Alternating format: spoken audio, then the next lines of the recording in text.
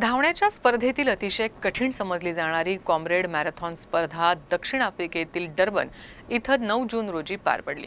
या स्पर्धेसाठी देशभरातून हजारो स्पर्धकांसोबत अमरावती जिल्ह्यातल्या 6 धावपटूंनी सलग 11 तास धावत 90 किलोमीटर पार केलं। शिवाय त्यांनी पदक देखील पटकावलंय।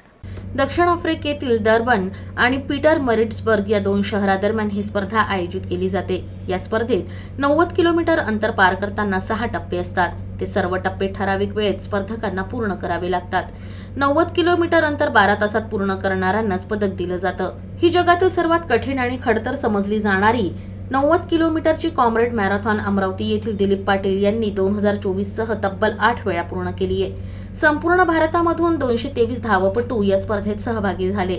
त्यापैकी 6 धावपटू अमरावतीचे आहेत।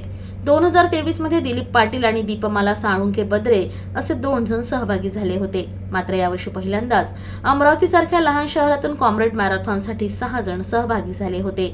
दरम्यान यात आंतरराष्ट्रीय ख्यातीचे प्रशिक्षक दिलीप पाटील यांच्यासह दीपमाला साळुंखे बद्रे, पोलीस निरीक्षक अनिल कुरळकर, अतिरिक्त कार्यकारी अभियंता मंगेश पाटील, पोलीस कर्मचारी राजेश कोचे आणि पोलीस निरीक्षक सतीश उमरे यांनी देशाचं नाव उज्ज्वल करत मेडल पटकावलं आहे।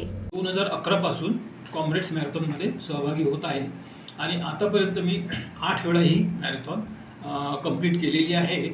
2024ला माझी 9वी असेल आणि 2025ला 10 पूर्ण करण्याचा माझा एक मानस आहे।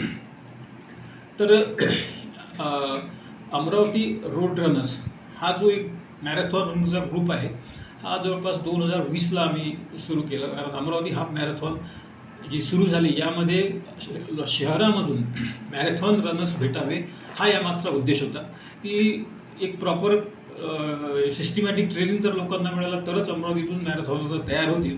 त्या उद्देशाने हा ग्रुप स्थापन करून त्या ग्रुपच्या माध्यमातून सर्व जो कोणी असेल त्याला मॅरेथॉनचं ट्रेनिंग देण्यात येतं आणि याबद्दल कुठल्याही प्रकारचं शुल्क आकारण्यात येत नाही।